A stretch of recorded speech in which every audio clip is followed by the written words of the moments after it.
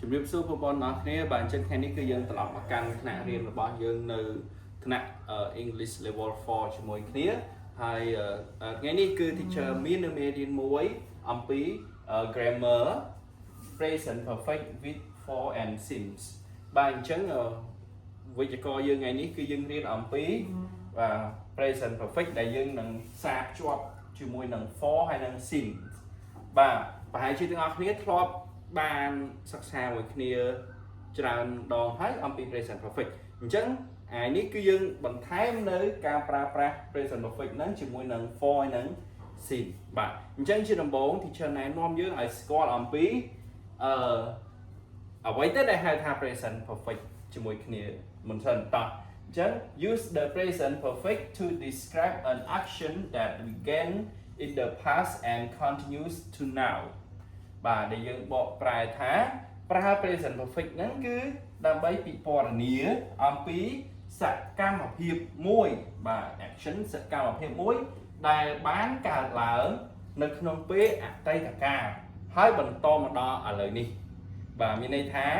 កើតឡើងក្នុងអតីតកាលបន្តមកដល់ឥឡូវហ្នឹងអត់ទាន់បញ្ចប់ទេបាទអត់ទាន់បញ្ចប់ទេដោយ teacher បានមកដល់តកែវនេះបាទមកបង្រៀននៅសិស្សនៅតកែវនេះរយៈពេល7ឆ្នាំ6ឆ្នាំជាង7ឆ្នាំមកហើយបន្តមកដល់ឥឡូវហ្នឹងអត់ទាន់បានបញ្ចប់ទេបាទអញ្ចឹងអាហ្នឹងឯងគឺ present perfect អញ្ចឹង teacher នាំយកឲ្យស្គាល់អំពី for ហើយនិង since វិញម្ដងតោះអញ្ចឹង for use for to specify the amount of time មានន័យថាយើងប្រើ for ហ្នឹងដើម្បីបញ្ជាក់បាទបញ្ជាក់ specify ហ្នឹងបញ្ជាក់អំពីចំនួននៃពេលវេលាបាទចំនួនបរិមាណចំនួនពេលវេលាអញ្ចឹងនៅក្នុងនេះគឺបាទមានប្រហែលជា6 7ចំណុចដែរដែល teacher បាន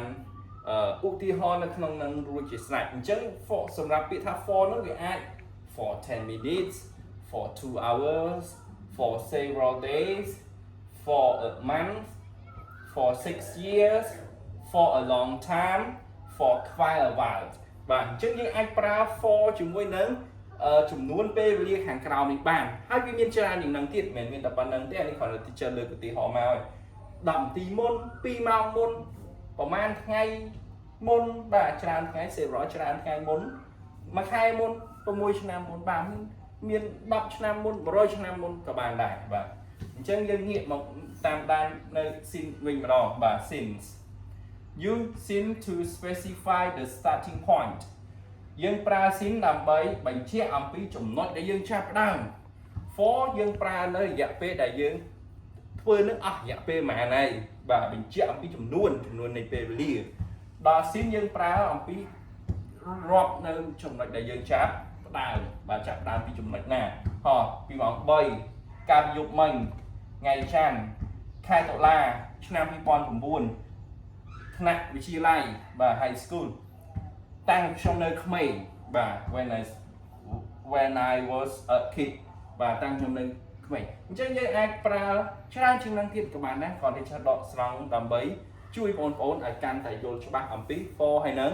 since ឥឡូវយើងងាកមកកាន់នៅរបស់ជាមួយគ្នាវិញម្ដងបាទបន្ទាប់ពីយើងបានដឹងអំពីរបៀបប្រើប្រាស់ present perfect ជាមួយនឹង for ហើយ since ហើយឥឡូវយើងមកមើលនៅរូបមន្តជាមួយនឹងឧទាហរណ៍របស់យើងបាទអញ្ចឹងទី1គឺ for បាទនេះជារូបមន្តរបស់ for មាន subject បូក have has បូក have ក៏បាន has ក៏បានវាអាស្រ័យលើប្រធានដែលយើងលើកមកនិយាយបើប្រធានយើងលើកមក I you we they យើងប្រើ have បើប្រធានដែលយើងលើកមកនឹង he she it យើងប្រើ has ឬមួយក៏ប្រធាននឹងជាបរិបទទី3ឯកវចនៈដូចជាឈ្មោះនរណាម្នាក់វត្ថុអីម្យ៉ាងឬក៏ទីកន្លែងណាមួយគឺយើងប្រើ has តោះហើយបូកជាមួយនឹងកិរិយាសព្ទបូកជាមួយនឹង for បាទ for ដែលវាជាកន្លែងដែលយើងគួរចងចាំជាចំណុចស្នូល for ហើយនឹង time period បាទរយៈពេលបាទរយៈពេលអញ្ចឹងsince វិញគឺវាមានដូចជាប្រធានបាទបូកជាមួយនឹង how ឬក៏ has បាទវាអាស្រ័យទៅលើប្រធានដែលយើងរើសមកហ្នឹង are you with ឬក៏ he she it ដូចខាងលើដូចគ្នាហើយបូកជាមួយនឹងកិរិយាសព្ទបូកជាមួយនឹង since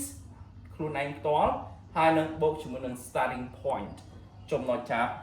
ដើមតោះឥឡូវយើងមកមើលឧទាហរណ៍ជាមួយគ្នា How long have you been friends បាទនេះជារបស់សំណួរដែលដាក់មកដើម្បីឲ្យនិយាយទៅវាដូចជាសំណួរដែលយើងចាប់ដើមណាបាទចាប់ដើមជាមួយអាហ្នឹងដើម្បីឲ្យចម្លើយយើងឆ្លើយទៅវាយោងគ្នាតោះអញ្ចឹង How long have you been friends តើអ្នកបានចាប់ដើម